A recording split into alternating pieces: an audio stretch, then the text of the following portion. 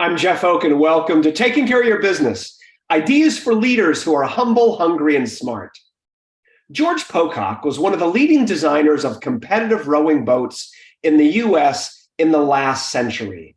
His boats won gold medals in 3 separate Olympics, including the infamous 1936 Summer Olympic Games in Nazi Germany, hosted by Adolf Hitler, where the underdog US crew defeated the heavily favored Germans in front of 75,000 German spectators. The story of Pocock's boat and the young men who rowed in it was the subject of the wonderful book and movie, Boys in the Boat. Pocock viewed competitive rowing as an art form.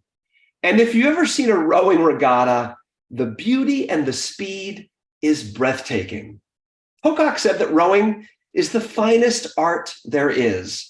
It's a symphony of motion.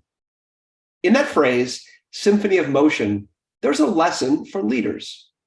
Teamwork at its best in business is like rowing at its best. It's a symphony of motion, and for 3 reasons. First, great teams require clear roles. In a racing shell, the name for a competitive rowing boat, each person has a role. One rower sets the stroke rate that everyone else follows. The rowers in the center are called the engine room because they generate the most power.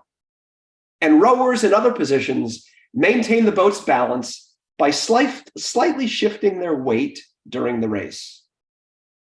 Highly effective teams in business also have clear roles. Each member of the team understands not only their own role, but also the roles of everyone else. Second, great teams require coordination.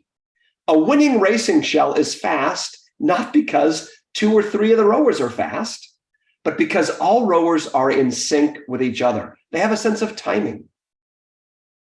Great teams in business are not only rowing in the same direction, as we like to say, they're also rowing as one. They're in sync.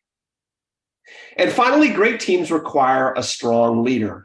The most important leader in a racing shell doesn't even row an oar. The coxswain is the name of the little person in the back of the boat with a megaphone who is keeping an eye on the competition and yelling out the stroke rate to his oarsmen. Stroke, stroke, stroke. The coxswain has to know what his rowers are capable of and push them right to the limit, but not beyond. Otherwise, they'll run out of gas before they hit the finish. Similarly, great business leaders know how to push their people without causing them to burn out.